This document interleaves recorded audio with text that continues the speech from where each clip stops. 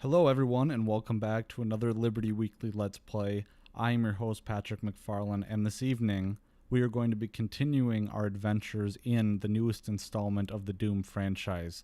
Tonight we are playing Chapter 6, Kadingir Sanctum. I think that's how you say it, but don't quote me on it. And the story of the evening is that I've returned to using a keyboard and mouse. It's been working a lot better. Hashtag PC Master Race. And so, here's our narration. The Hell Portal is now open back on Mars. Lost in the Hell Dimension, you are unable to stop the demons from absorbing our world. Kill everything that you see and find a way back to Mars. And we're going to be doing just that. So, into the fire. Now, I'm going to be honest with everyone, I had a real shitty day, so tonight it is midnight, the wife is in bed, the cats are fighting. He is here. He is here. That's me. And I'm turning this skull. And one thing that I noticed while playing with keyboard and mouse, to be honest, I already filmed this mission like 3 takes. The wife and I were doing a Let's Play the other night. We'll set up a portal device at the tomb. Use the light poles to mark our path. And there was already a squad of Marines here, I suppose. Like I was saying, the wife and I already played this mission a few times. I don't know why it didn't work out. Oh yeah, I kept dying, that was why. So I'm going to try and not die in this Let's Play. If that happens, apologies. I'm going to keep pressing on here. Hopefully my commentary will make it interesting. So yeah, I had to deal today with Xfinity, which is the monopolized cable provider in this area. I think there's one other option. I can't remember. I think it's CenturyLink in the Twin Cities area, and they're a real bitch to deal with. So one thing they do is they hit you with a deal for like the first, I don't know, year of a contract or something like that. And then after the year's up, they jack the rates up. And if you want to get the rates back down, you have to physically go into the store and request a change. So I was doing that. Just sucks to deal with. And then I got freaked out because I recently switched to a Samsung Galaxy S8, and the phone itself is very, very awesome. Has revolutionized my life. But apparently there is a data cap limit feature where you can set your phone to automatically cap your data, and I wasn't aware of this. So when I hit 2 gigs for the month, I was freaking out and thinking that for some reason Best Buy, where I got the phone from,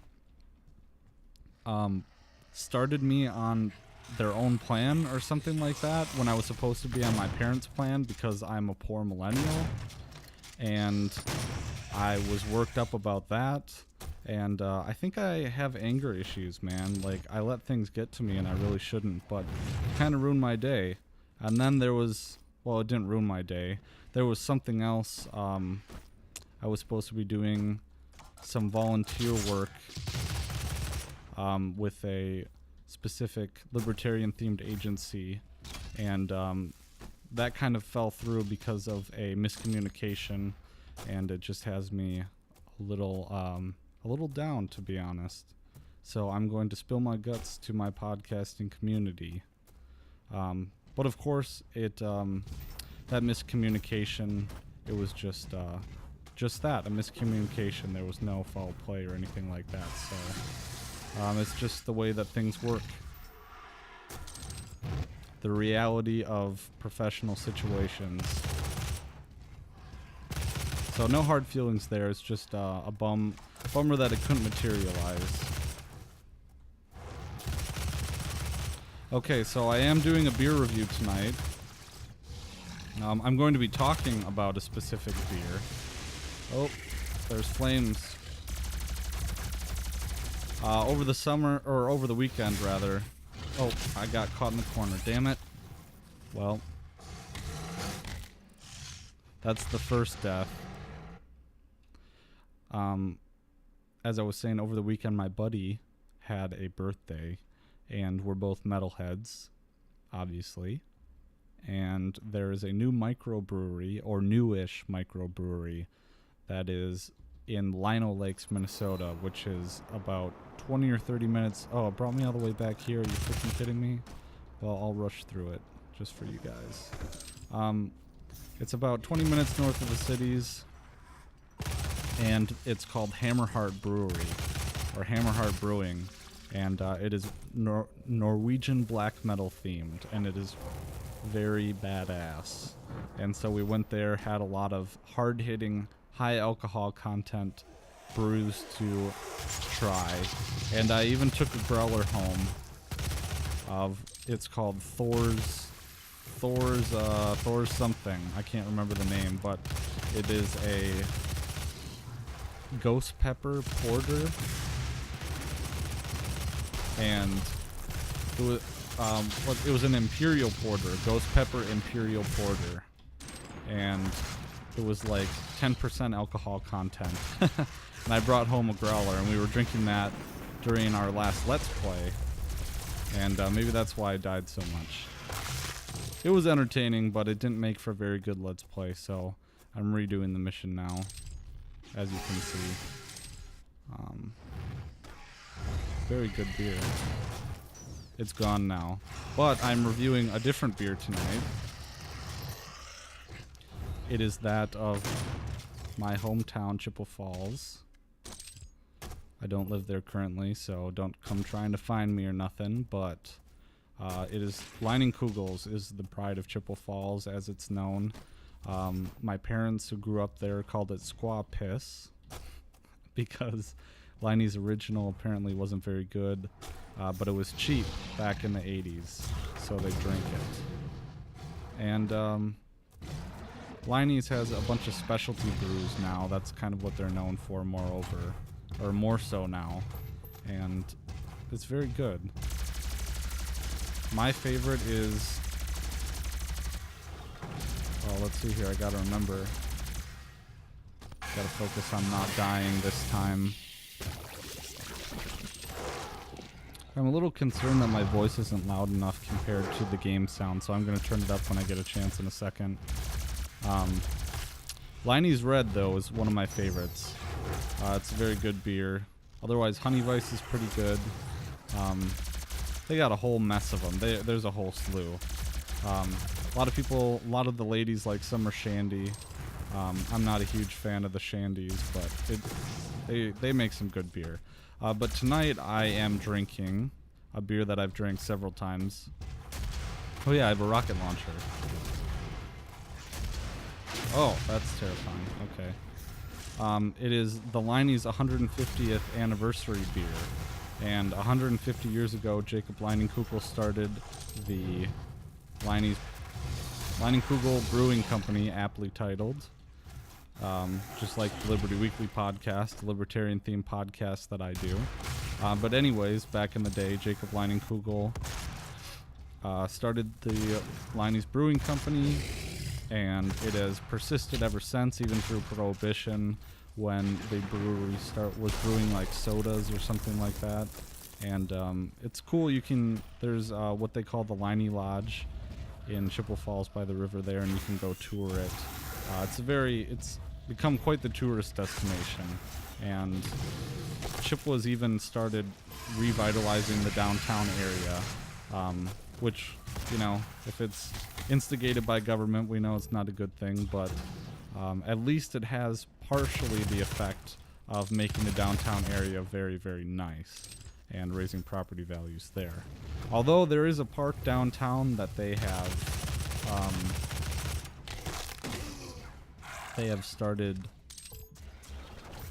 redid a park, and it's right by the river, and I don't know if this was intentional or not, but the park will flood every so often, and I've heard it was intentional, but you never really know.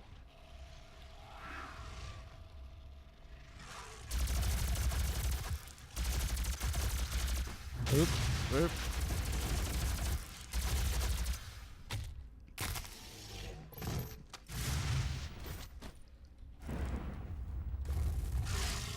Okay.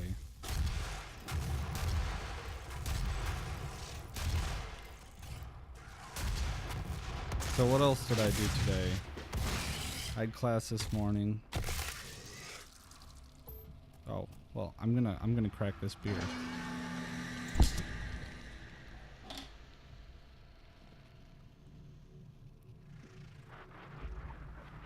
Oh, that's better.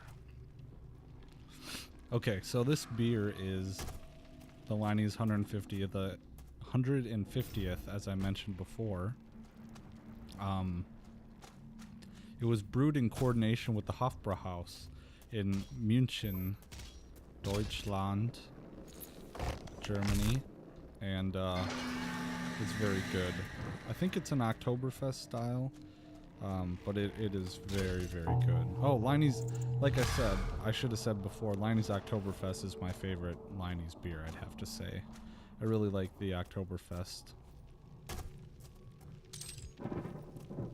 Which coincidentally is traditionally takes place in September, if I'm not mistaken.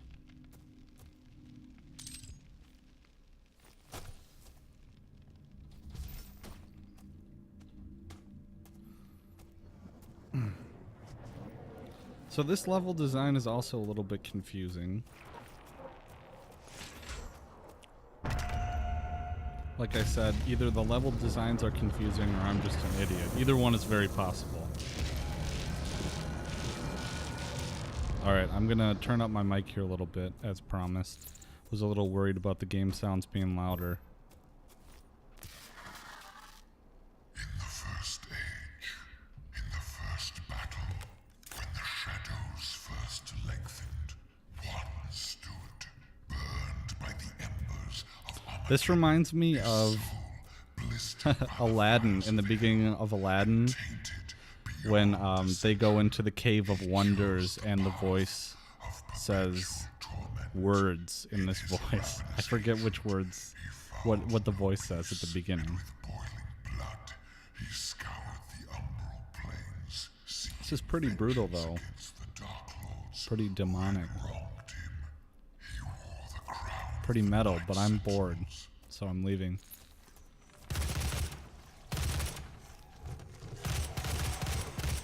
So yeah, it's a lot easier to shoot when you have a keyboard and mouse. Obviously. Oh, and I had some trouble in this part of the game when I did the Let's Play the other time. Oh my god, okay.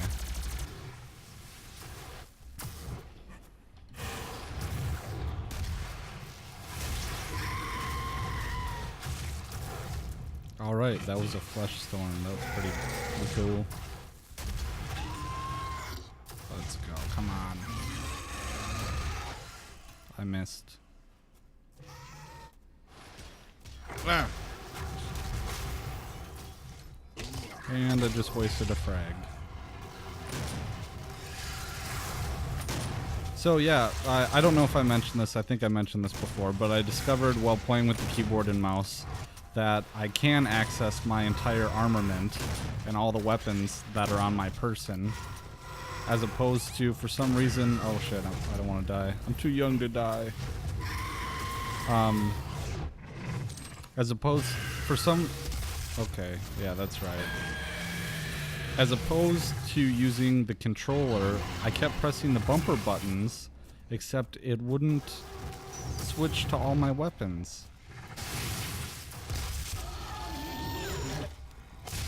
Nice kill sequence.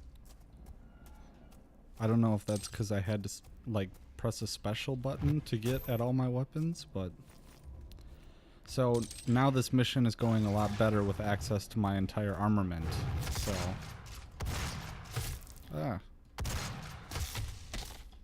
so I think after this, if I make enough Let's Plays to finish this game, which I'm planning on, I'll probably start on Doom 3.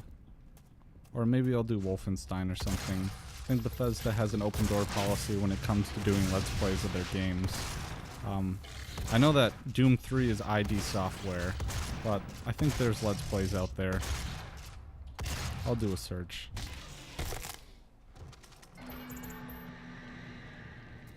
It's kind of scary sounding. All in all, though, I haven't found that this game is scary like Doom 3 was, and that as I mentioned, was my favorite part of that game. Just that it was so tough to get through because you were... Oh, how do I access my chainsaw on this one? On the keyboard, I mean. Okay, I got it. It's a pretty game.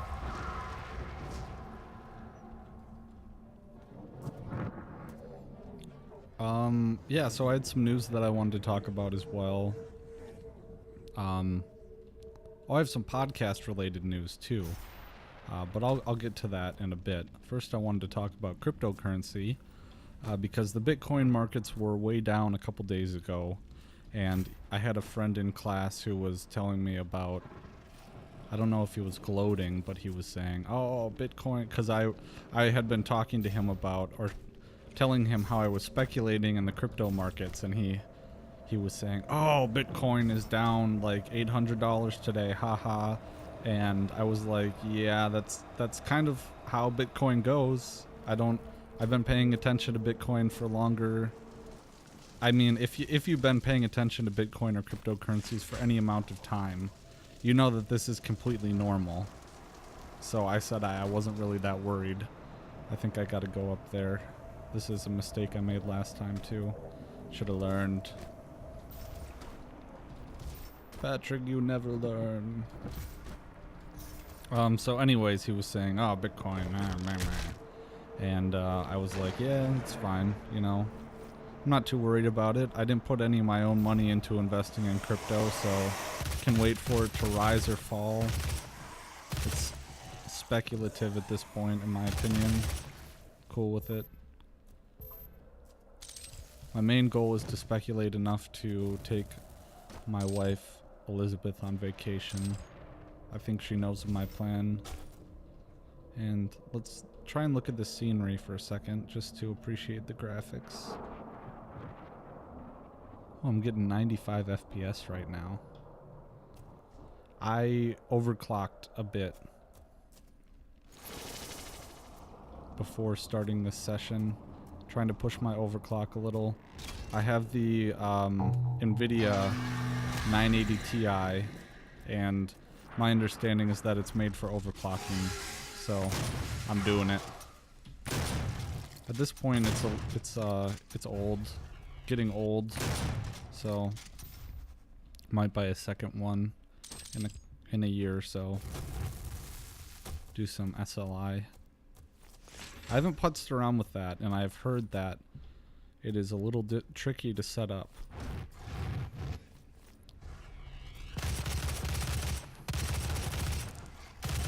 So anyways, I was taking a look at, I think I've discussed in previous episodes of the podcast that I am invested in Quantum, a little bit of Quantum. It's a Chinese crypto. Omise Go, which has went up 10% today at last check. Don't want to die. Hold on. 10% today at last check. And that was for Omise Go. And what else? I'm invested in Basic Attention Token, just a bit because I believe in their project. I've been using the Brave browser for a few weeks now. I dumped Google Chrome. It's been a very good decision. The Brave browser is pretty damn fast, and I've really liked it. Ooh, quad damage. Bam!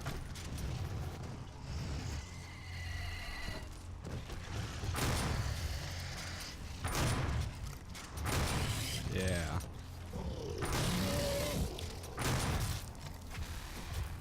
And, yeah, so basically the Basic Attention Token, kind of lost my train of thought there.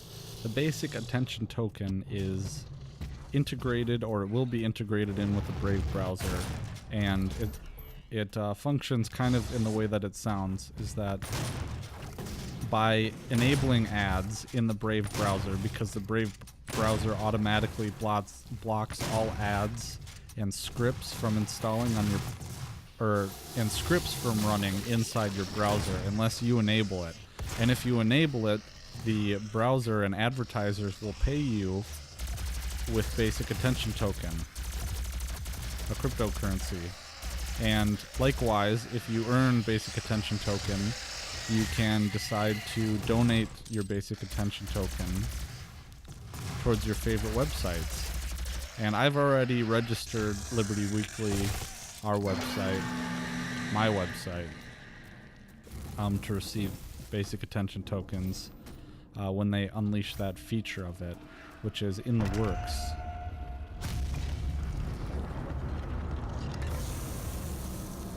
So I think the price of basic attention tokens is relatively low at the moment. So I was able to pick some up, and hopefully they increase exponentially in value. Maybe I've been listening too much of Jeff Berwick at the Dollar Vigilante. I just watched a video of Luke Rudkowski of We Are Change, who's visiting Jeff Berwick, the Dollar Vigilante, at his home in Acapulco, Mexico. And they were talking crypto, and I don't know, they talk it up so big, and I'm like, it's such a good investment. Or they hype it. Ooh, yeah, that's nice. Look at those chunks. Well, anyways, like I was saying, they hype it, and maybe I'm a sucker for the hype, but like I said, I didn't put my own money into it, but it kind of makes me wish that I had more money to invest and speculate in these cryptos, and this is not a good situation for me. Alright, I'm going to sit here and let them come to me and shoot these rockets. And this is a bad idea, because like I said, at the very first Let's Play, the game rewards you for running headlong into combat. And I'm going to pull out his heart and shove it down his throat. Oh, never mind, that's a different animation. Oh. Walked right into that. And that was a waste of a... Oh well, did the job. Yeah, so other crypto, I don't know, I'm not really, I've just been holding and letting them sit and not really paying attention, which is, I hear that, I did a whole episode on cryptos, episode 30, libertyweekly.net/30, I talked about my whole experience there and the difference between day trading and investing or holding, and I think that as a complete amateur at this moment, I've participated a little bit in day trading, and it takes way too much like active attention to do throughout the day, and I just don't have time to focus on it. So I'm just kind of holding right now. I think if you micromanage your day trades too, I've heard that you end up trading too much, or you overthink it and you end up selling at the wrong time or entering the market with FOMO, which would be fear of missing out, and I don't want to do that, so I'm just holding at this moment, checking out some good projects that are highly recommended by people that I trust, and I'll update you on how that goes. It's been going alright so far, I think, minus the whole Bitcoin volatility, which is okay. You know, you don't deserve the big gains if you can't stomach the minor losses. We'll see if that's true. But in other big news, we did a full episode of the podcast, me being myself and my co-host Jerry McCullum, who was able to rejoin the show after a little bit of time, and I'm missing a crystal skull, sorry. It's right there. Damn it. All. To hell. Which is where I am. It's low-hanging fruit. So we did a episode of the podcast where he returned. I think it went really well. It was nice to get back into the swing of things because so I think that we were doing 2 shows a week all through the summer, and I think that might have been too much. Just, you know, because we're both busy, and sometimes doing a discussion-based show unless it's like your job and your life, I think that you run out of things to talk about in a certain sense, and you get kind of not tired, but just worn out. And I think that us having not done a show for a little while, it kind of rejuvenated that spirit, that banter between us, and I think the episode turned out really well. So I would urge y'all to check it out at libertyweekly.net/31 is where you can find that episode. Otherwise, I mean, it's attached to this YouTube page and to the BitChute page, so you can probably just look at it right there. We did the episode on Antifa and the Ben Shapiro talk that he did at Berkeley, and that was the most recent chapter in the so-called culture war. And I won't talk too much about that because we covered it all in the episode, so I would direct you once again to libertyweekly.net/31 to get the scoop on that. But one thing that I've been wanting to do with the podcast a bit more has been to connect with other shows. And I was approached a couple weeks ago. I think I mentioned, oh damn it, I think I mentioned in either the last episode or chapters 3 and 4 of Doom that I was in contact with Mance Raider of the Free Man Beyond the Wall podcast, who has a very successful Twitter page where he spreads the memes around and does a really good job. He's a good source for meme action, as well as having a lot of very intelligent things to say and a good perspective on voluntarism and, politics and stuff like that.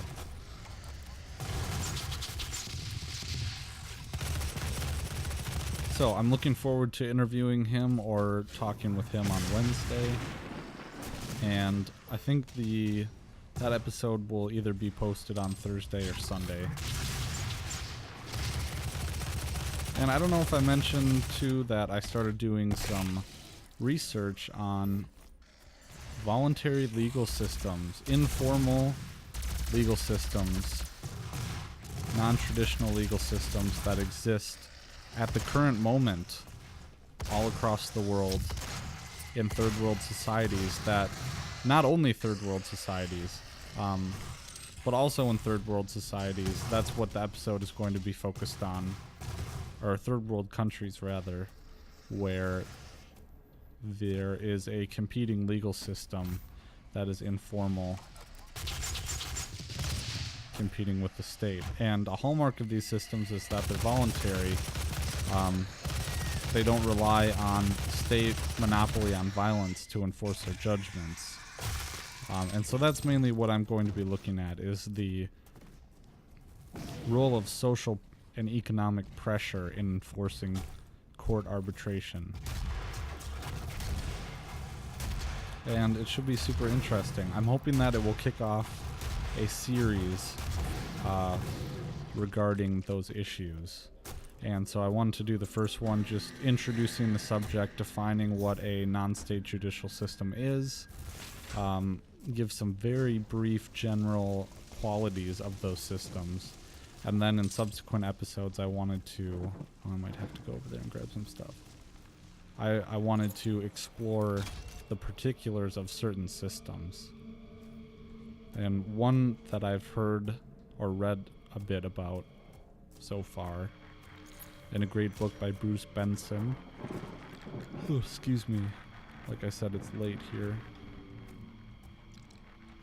In a great book by Bruce Benson called The Enterprise of Law, Justice Without the State, he explains the legal systems of, I think, New Guinea. I think it was a tribe in New Guinea that literally has an ANCAP legal system that has been in practice and working for quite some time.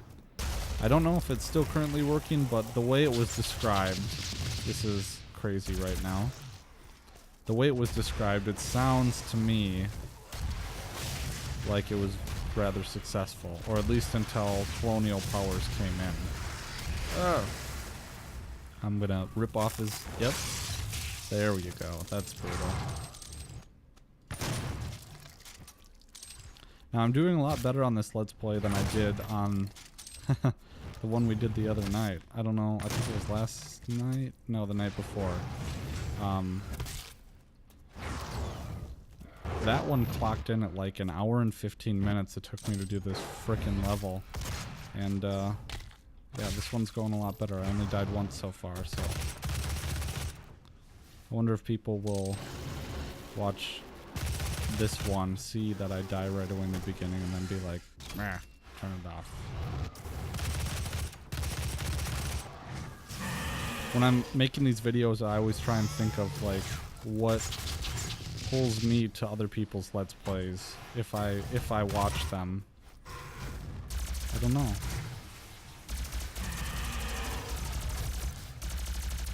So I hope that you enjoyed my wife on our last Let's Play. It was pretty fun to do. I was glad that she could be a part of it as well.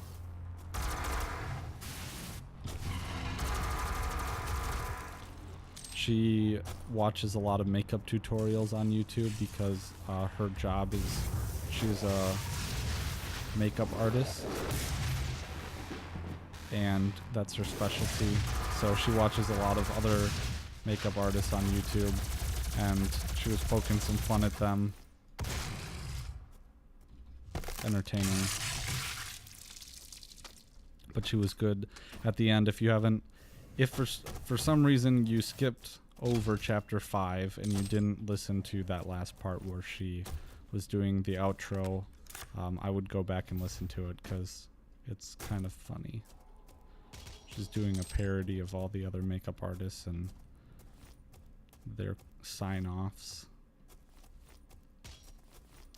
Okay, so oh, it's these guys. Now, one thing that I appreciated about Doom 3 is that for some of the baddies... Oh, there's more? For some of the baddies in Doom 3, and I keep heaping praise on that game, but they actually showed some of the origins of how these... So for each baddie, there would kind of be an origin of how they came to be. And for those heads, you would see a possessed member of the UAC, and they would turn, and their spinal column ripped... Oh, I'm gonna die, fuck. Their spinal column ripped out of their body with the head attached, and came after you like that. And I think the impression was a lot more visceral than just having these like little demon heads turn at you and go rah, and then they come at you.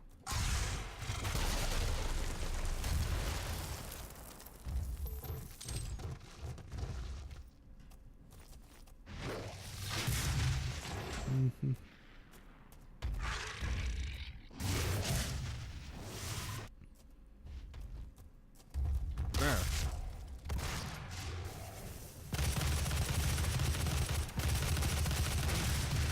Yeah, I'm gonna get him. It reminds me of Hellraiser. No, not Hellraiser. What is that? Hellboy. That movie.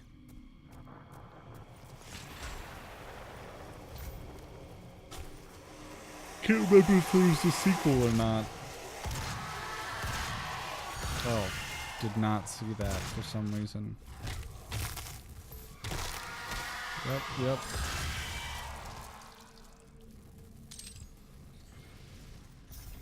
Weird.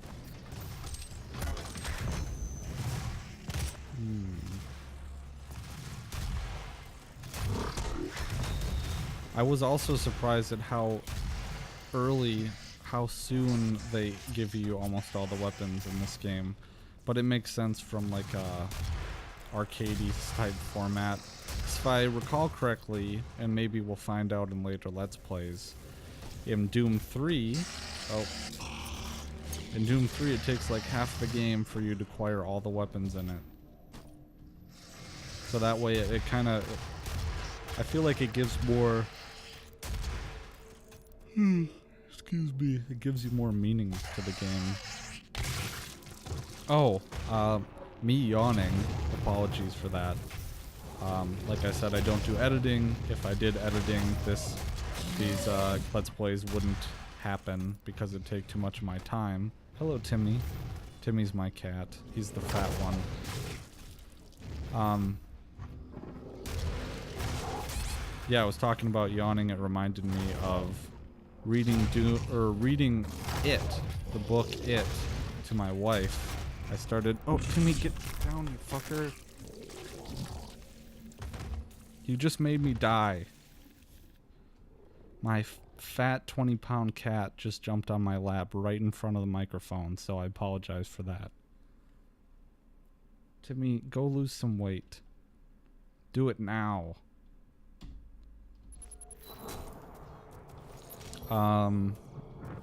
So as I was saying before the 20-pound cat jumped on my lap, I saw the new It movie, and I'm a longtime fan of Stephen King. Oh, damn, I already talked about this in episode 1. So, well, anyways, new developments. I guess if you want to hear my thoughts on, like, episode 1 and 2, go back and listen to that. I didn't like the new movie as much, but so it prompted me to start reading the book to my wife at night. And I should have done it tonight, but we were just both pretty, well, she was pretty tired, so I just let her go to bed. But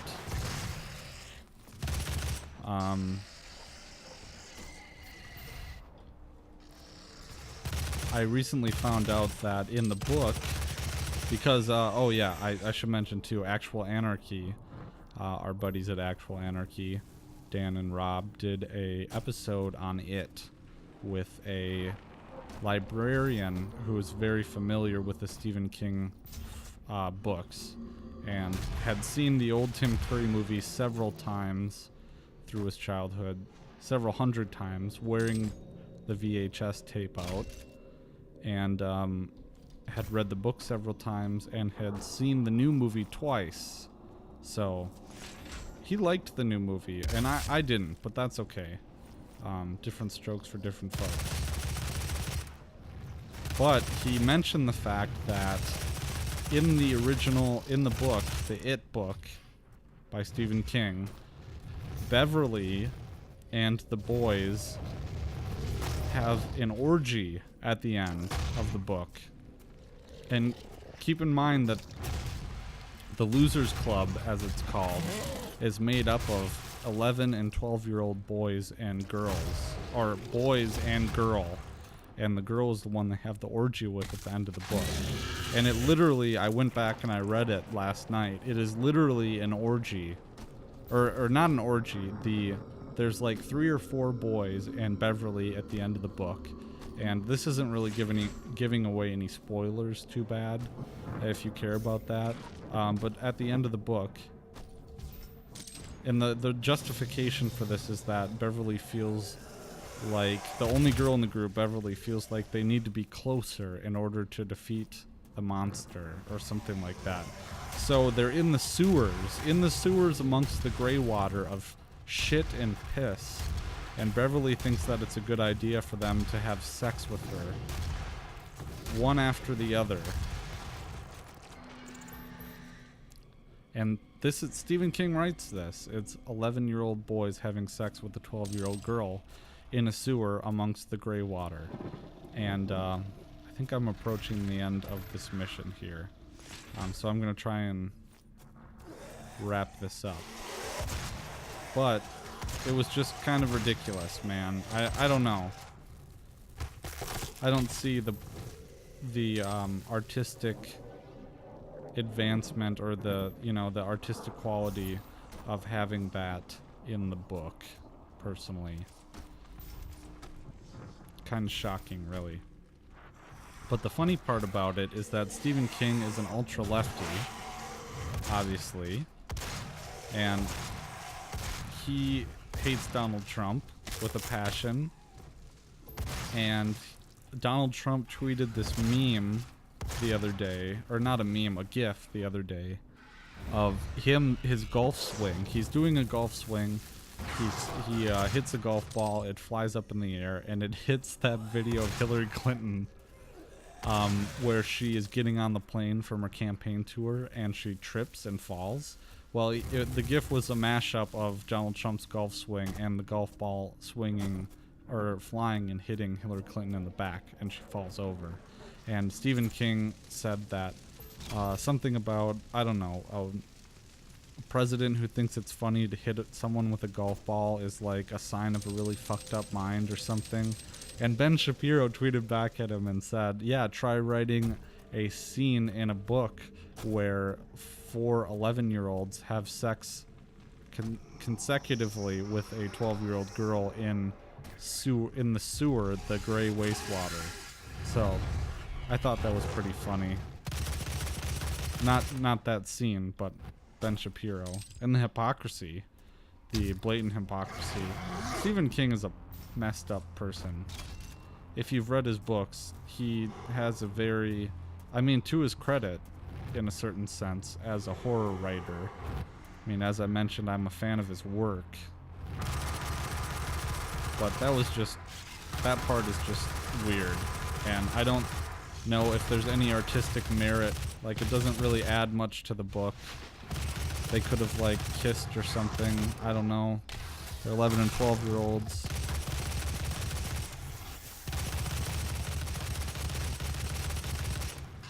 It's just odd to me.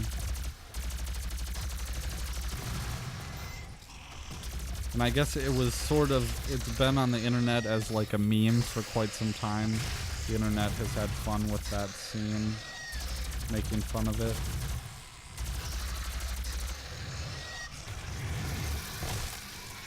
Alright, so I'm feeling pretty good in this level. I died a couple times, but that was because Fat Timmy jumped on my lap. I honestly don't know how he got so fat. We don't feed him very much. We give him like a cup of food twice a day, maybe even less than a cup. We just think that he is a tomcat. Like the alpha of the litter or something. He's supposed to be out on the street and they get big and muscular, in quotes, and girthy. Oh, it just sounds yucky, but it's probably just that. We could maybe stand to feed him a little less, but he's a good boy. I really like him. He's my buddy, but he gets in trouble a lot, and he can be really annoying. But that's kind of part of having a cat, you know? Just loving them no matter what. Or getting rid of them. Oh, that was not smart. Fuck. Man, here I say I'm doing well. Gotta grab that beer.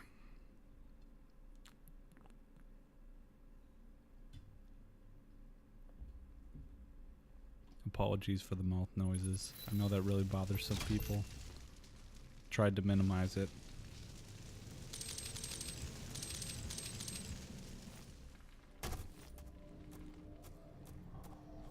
Okay, I think I'm going in the right direction. This really set me back, motherfucker. And I can't blame it on Timmy this time.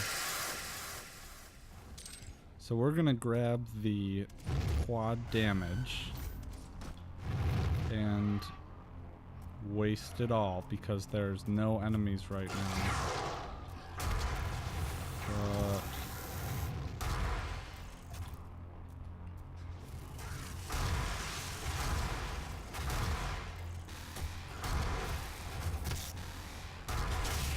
I'm just wasting all my rockets. Balls. Maybe I should just kill myself and start over again. Save that quad damage for when I really need it.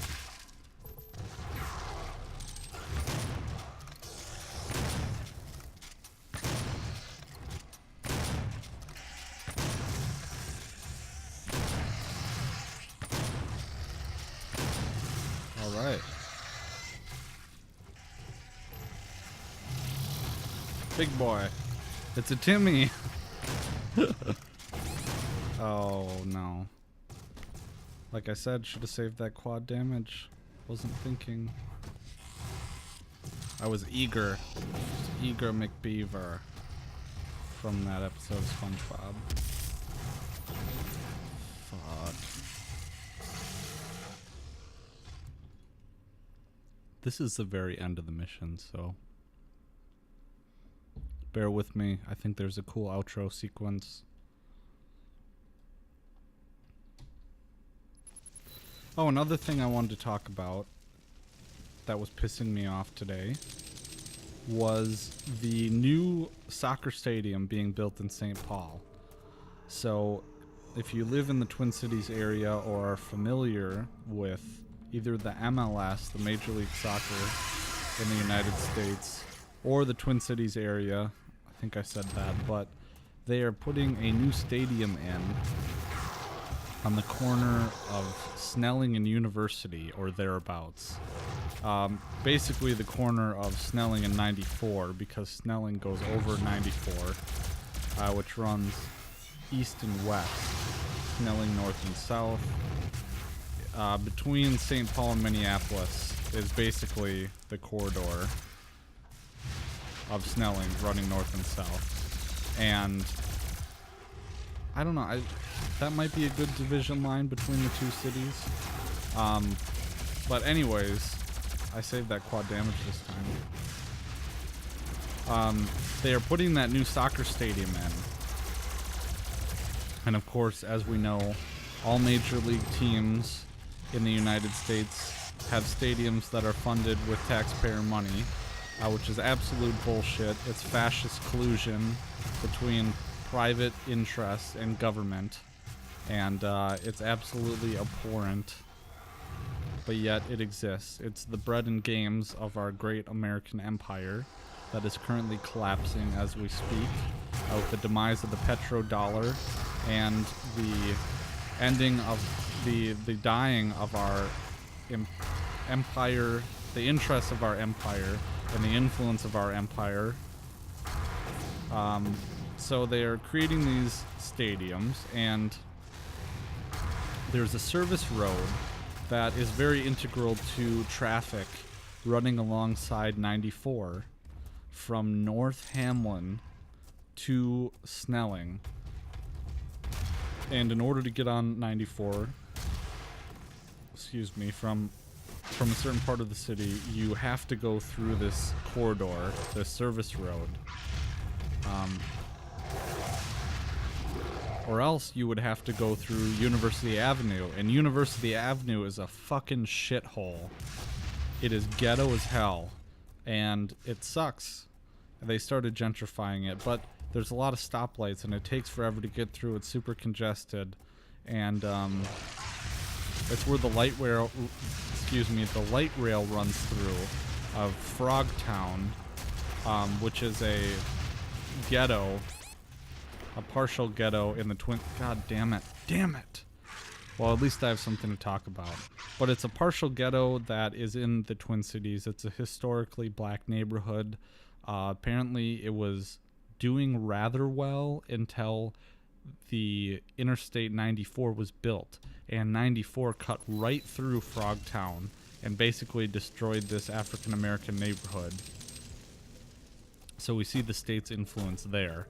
And plus it has to do too with zoning laws, and we kind of talk about this in property law class, where we do a walking tour of the neighborhood.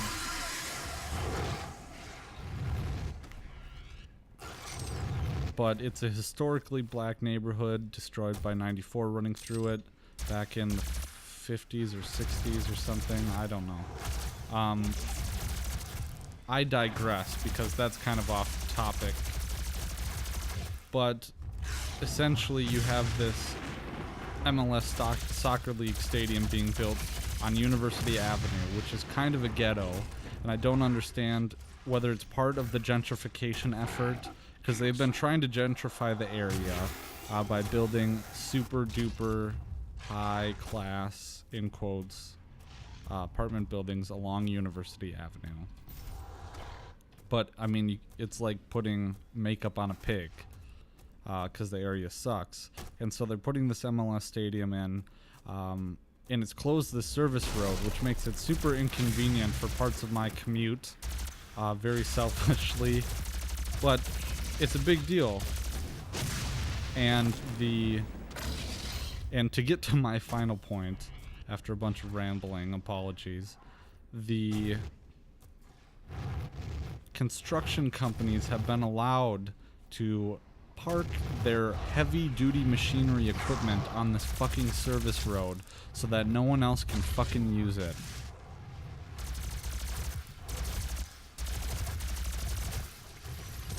It's the worst. And there's something could be said about the fact that these heavy trucks are always hauling in or out dirt or some kind of construction materials to the area, but it infuriates me that they will allow the construction companies to park their heavy duty equipment there. You know, park it on your own fucking private property. Don't impede the roadway. If you're gonna open a roadway for public use, don't allow private entities to park their fucking machinery on it. It's infuriating. And it increases my commute by about 20 minutes. Unless I go a different direction, in which case it increases my commute by 10 minutes. It's just asinine. But it's pretty much par for the course for the Twin Cities. And to continue on the Twin Cities, it's a local conspiracy that the Metropolitan City Council has been purposely bottlenecking the roads or refusing to improve the situation of the roads because they want to encourage people to take Metro Transit. And in fact, there are billboards that will go up around the city saying it's like the website is congestionmn.org or something, and it's basically been documenting the fact that the Twin Cities is like the second, third, or fourth most congested metropolitan area traffic-wise in the country. It is awful. And like apparently the Twin Cities are home to like the worst traffic bottlenecks in the country. Like, just ridiculous. And traffic here is awful, and the roads suck too. And I'm not just saying that. And I've whined and complained about this a little bit on the podcast in earlier episodes too, but there's a certain road that I need to take when I come home from recording at Jerry's house, and it's off of Interstate 280. If any of my listeners are from the Twin Cities, you'll probably know what I'm talking about. But as you're coming south on 280, it links up with 94, and there is standing water all the time in the road, and it's washboarded out. And this is not some like piddling road. It is a major artery connecting 280, which is one of the only ways to go north and south in between Minneapolis and St. Paul, with 94, which is the main artery traveling east and west. It's just ridiculous. And I think we are, yep. So I think this is my sarcophagus that they got and resurrected me out of in the game. So, and this is that doc guy you've been communicating with. He looks like a robot. He is a robot. Don't know any humans that look like that. So I'm going to let you enjoy the cinematics if there are any.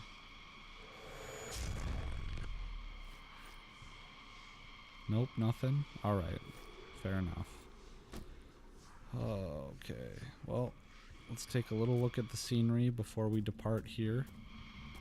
Well, I really appreciate you guys checking out another Let's Play of mine that I'm doing as part of the Liberty Weekly podcast. I really feel like I'm getting a little better at doing these. I guess I don't want to speak for myself. If you agree, hit the like button. I would urge you to subscribe to my YouTube channel. Also, moreover, I would urge you to check out my podcast at libertyweekly.net. You can find the show notes for any episode by typing in libertyweekly.net/the episode number. And I would also, if you like my work, I would ask you to help support it by becoming a Patreon a patron on Patreon. You can find my Patreon page by navigating to libertyweekly.net, or patreon.com/Liberty Weekly. So keep an eye out I got episodes coming out this weekend, probably episode drop on Thursday. You can check out my latest episode at libertyweekly.net/31, Antifa, Ben Shapiro, and Free Expression. Alrighty, and with that, I'm going to close up this episode. We'll see if there's any cinematics. Okay. Alright, everyone. Thanks again. We'll see you next time.